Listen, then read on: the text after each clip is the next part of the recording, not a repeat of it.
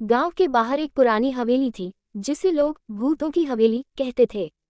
वर्षों से वह हवेली वीरान पड़ी थी।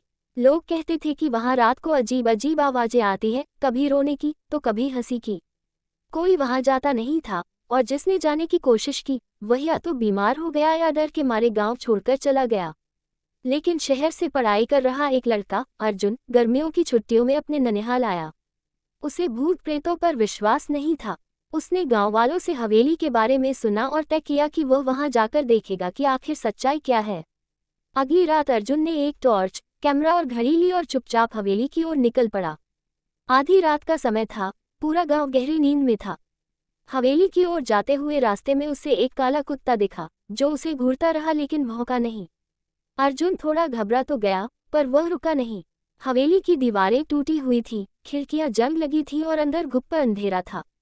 अर्जुन ने जैसे ही कदम रखा, अचानक दरवाजा अपने आप बंद हो गया। वह चौंक गया लेकिन खुद को समझाया कि हवा से हुआ होगा। वह धीरे धीरे अंदर बढ़ा। दीवारों पर पुरानी तस्वीरें थीं, जो धूल से ढकी थीं।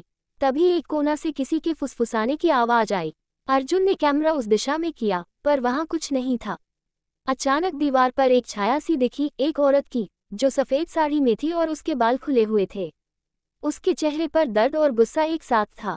अर्जुन के पांव कांपने लगे, लेकिन उसने हिम्मत नहीं हारी। उसने औरत से पूछा, तुम कौन हो? वह औरत बोली, मुझे इंसाफ चाहिए। कहानी कुछ यूं थी। वह औरत इस हवेली की बहू थी, जिसे उसकी सास ने जिंदा जला दिया था। तब से उसकी आत्मा यहाँ भटक रही थी।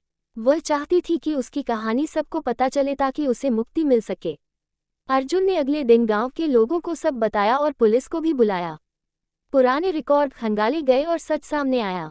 सास को गिरफ्तार किया गया और उस औरत की अस्थियां गांव के मंदिर में विधिपूर्वक विसर्जित की गईं। उस रात के बाद हवेली से कभी कोई आवाज नहीं आई। अर्जुन ने साबित कर दिया कि डर को समझदारी से हराया जा सकता है, और उस आत्मा को आखिरकार शांति मिल गई। सीख: डर और रहस्य को समझदारी और साहस से हल किया जा सकता है। अंधविश्वास से ज्यादा जरूरी है सच्चाई की तलाश।